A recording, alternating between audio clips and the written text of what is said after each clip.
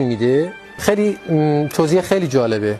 میگه که در سیاره زمین 4 دوره یا 4 مقطع زمانی وجود دارد که خرد جمعی به شکل فاحش تغییر میکند و دارای ویژگی‌های متفاوتی میشود.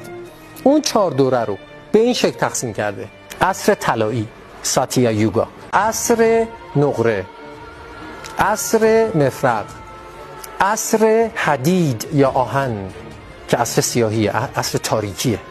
در عصر طلایی همه انسان ها در فرزانگی به سر میبرند، کلا دروغ وجود ندارد. و عصر نقره نفس به وجود میاد، نفس تحتانی، و میرسه به عصر آخر که الان توشیم که عصر حدید یا عصر آهنه که دروغ عادیه، دروغ عمومیت داره. در کالی یوگا بیشترین پتانسیل و اشتیاق برای حرکت به سوی آگاهی و رهایی از کالی وجود داره. روحایی که تو کالی یوگا میان رو زمین، بدن میگیرن میان پایین، اینا خیلی شجاعن، خیلی ماجراجو هستن، چون در کالی یوگا همه چی از تعادل خارج، ناهنجاره. این روحای خیلی شجاعی هستن، چون روحا خانوادن، گروهن.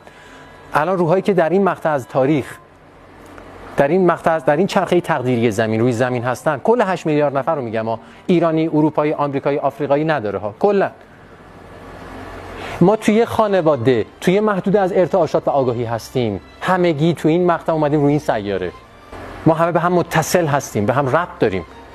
و مثل کمانی که کمان رو گرفتن، گذاشتن تو تیری که گذاشتن تو چله کمان، اینو تا آخر کشیدن، تا آخر کشیدن، دیگه جا نداره. و این آماده شلیکه.